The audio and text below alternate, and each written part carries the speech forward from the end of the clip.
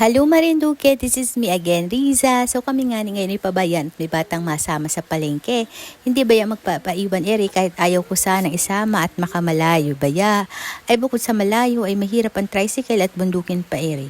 Ay simula nga ni nung nag-resign na ako at nakasama na ako ni Eri ay hindi na humilay-hulay sa akin. Dahil nga ni siguro ay natatandaan niya yung lagi namin nasabi ni daddy niya sa kanya na may right time para magkasama ulit kami. Makatakot maiwanan ko. Nasa CR lang ako ay pakasigaw-sigaw ng mami.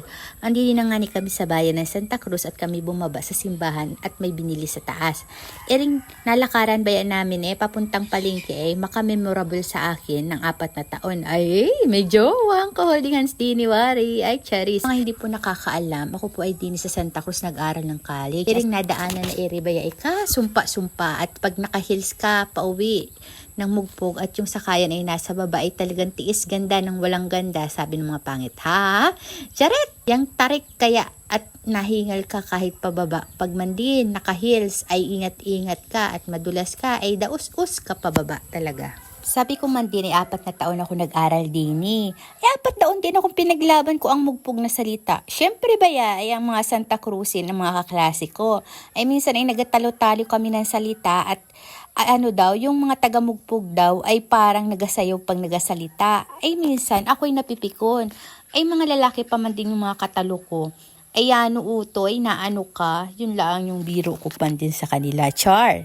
Pero totoo naman dito sa Marinduque, iba nga ni ang mga tono ng Santa Cruz at mugpog. Malambot daw ang salita ng mugpog, pero kahit ganun at mahalaga, importante, nagkakaintindihan kita. Naintindihan ko nga ni na mahal ako ng asawa ko ngayon ay, char, 4 years ago.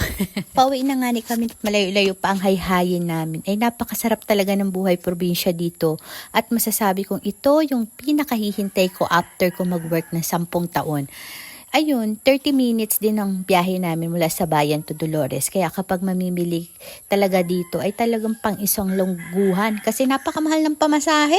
Rin na nga yung paakyat ng bahay. At dito sa paakyat na ito, sa sobrang tarik, di ka sana mapapaangat ang iyong puwet sa nervyos at talagang todo ang silyonador ng tricycle mo ay na parang mabibitin na makabangin ba yung alagpakan mo. Tapos one way pa, pag di ka talaga nervyosin, pero sabi nga niya ay sanayan lang. Kapag din nga niya may nakasalubong ka na sasakyan ay natigil ay yung nasa taas dahil pag ang tumigil ay yung nasa baba ay mabibitin naman sa pag-arangkada ay mahirap na. Makahanga din ako sa mga batang nag-aaral din at nakwento nga ng asawa ko ay nalakad nila yan papuntang school at pauwi. Ay makamalayo yan, pagkatarik niyan, pag ako ang naglakad akyat baba dyan, ngayong panahon na ito ay magulat kayo, ay ang sexy ko na. Dito nga ni sa Inalang nakakatuwa ang mga tao bukod sa biyanan ko. Mga tao talaga dito napakasisipag, nakakatuwa kasi napakadaming mga tanim at hindi ka talaga magugutom. Masipag laang baya magtanim ay may gulay kang aulamin. Kaya nga ako napapunta sa bayan ay ako'y naghanap ng lato at saka alimasag. Ay nakakamiss, simula nga nung ako'y umuwi ay nahanap ko na yaan. Ay wala akong makita sa mugpog kaya sabi ko kay mama ay ako'y mapabayan. Ay hala ay makain muna kami at yan ang aming tanghalian ay 1:00 na.